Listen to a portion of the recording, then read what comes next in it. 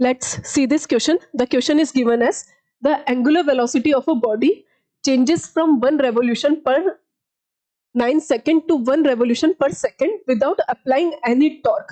The ratio of its radius of gyration in the two cases will be.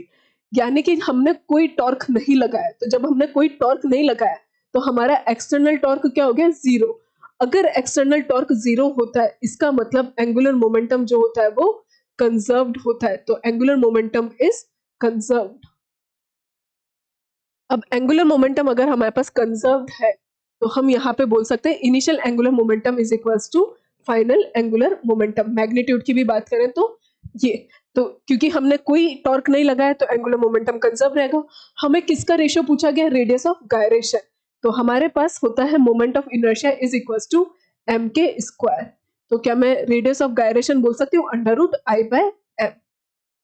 This is radius of gyration.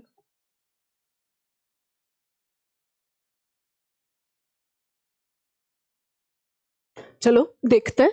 तो जब हमने कोई external torque नहीं लगाया, external torque is zero, तो external torque zero इसका मतलब initial angular momentum is equal to final angular momentum.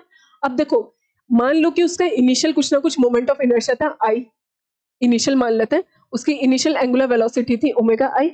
Final उसका कुछ ना कुछ मोमेंट ऑफ इनर्शिया हो गया आई एफ, और हमने बोल दिया कि उसका कुछ ना कुछ फाइनल एंगुलर वेलोसिटी है. हमें रेशियो दोनों केसेस का रेडियस ऑफ गायरेशन का रेशियो चाहिए.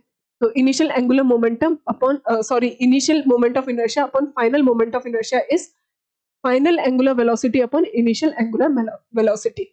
अब देखो उसकी जो एंगुलर वेलोसिटी है वो कहां से कहां चेंज हो रही है. फाइनल एंगुलर वेलोसिटी कितनी आ रही है, 1 रेवोल्यूशन पर सेकेंड. इनिशियल कितनी थी, 1/9 रेवोल्यूशन पर सेकेंड. तो रेवोल्यूशन पर सेकेंड से रेवोल्यूशन पर सेकेंड कैंसिल हो गया, ये कितना आ गया 9/1. क्या हम एक बॉडी मान लेते हैं कि हमारे पास उसका मोमेंट ऑफ इनर्शिया कितना है, m k1 square initial upon m k2 square. तो ये हमारे पास कितना हो जाएगा 9/1. m से m कैंसिल हो गया, तो हम ऐसा बोल सकते हैं कि k1/k2 का स्क्वायर इज इक्वल टू 9/1. तो जब हम अंडर रूट लेंगे तो हमारे पास यहाँ पे रेडियस ऑफ गायरेशन का रेशियो कितना आ रहा है, 3:1. So the correct answer is option number B. बस सिंपली हमने वैल्यूज पुट की and the correct answer is option number B.